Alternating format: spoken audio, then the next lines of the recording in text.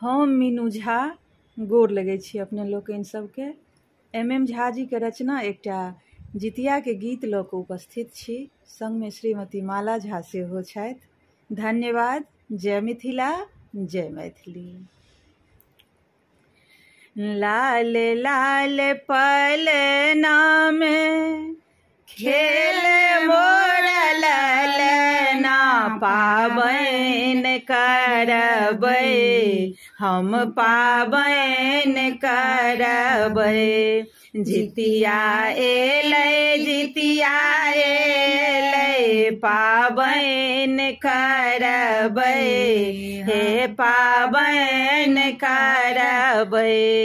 जितिया एलै जितिया एलै, पाबैन करबै हम पाबैन करबै। कोसी नहेबै हम कमला नहेबै, कोसी नहेबै हम कमला नहेबै। तेल खैर झोंगनी के पात पर चढ़ेबै, झोंगनी पात पर चढ़ेबै।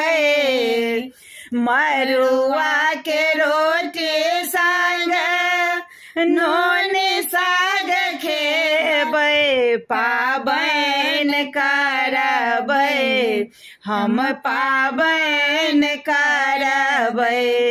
जितिया एलै जितिया एलै, पाबैन करबै हम पाबैन करबै। अष्टमी के निर्जल व्रत हम करबै, अष्टमी के निर्जल व्रत हम करबै। डाल में फल फूल नारिकेल सजेबै, हम नारिकेल सजेबै।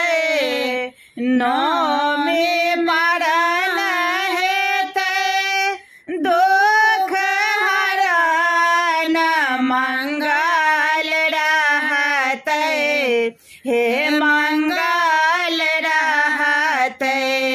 जितिया एलै जितिया एलै, पाबैन करबै हम पाबैन करबै।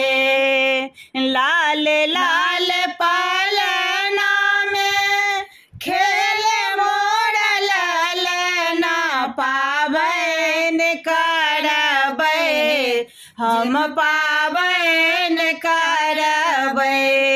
जितिया एलै जितिया एलै,